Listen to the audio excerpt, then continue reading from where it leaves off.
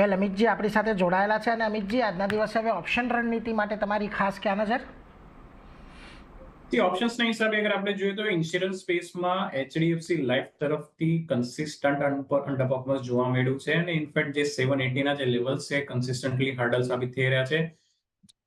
Recently પણ અગર આપણે જોઈએ તો એક આપણને રેલી જોવા મળી હતી ને અગેન એક 780 ના જે લેવલ્સ છે ઉપરમાં સસ્ટેનન્સ આપણને જોવાનું તો મળ્યું ને અગેન આપણે જોઈ રહ્યા છે કે અત્યારના 750 ની નીચે સસ્ટેન કરી રહ્યો છે. તો આઈ ફીલ કે આ થોડો અંડરટોન હજી નેગેટિવ જ છે આ સ્ટોકમાં અને ડાઉનસાઇડ કરેક્શન પોસિબલ છે 700 થી લઈને ઇનફેક્ટ 690 સુધી.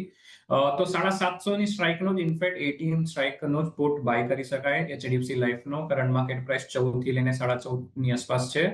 ₹5 સ્ટોપ લોસ રાખવો જોઈએ આ પુટ ઓપ્શન પર અને અપસાઇડ ટાર્ગેટ છે 35 ના રાખી શકાય.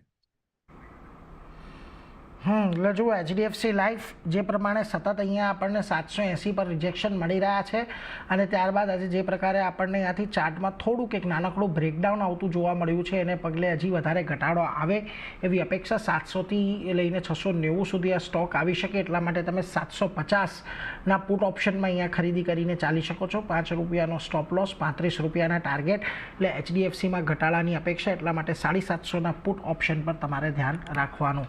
પહેલાં આગળ વધીએ.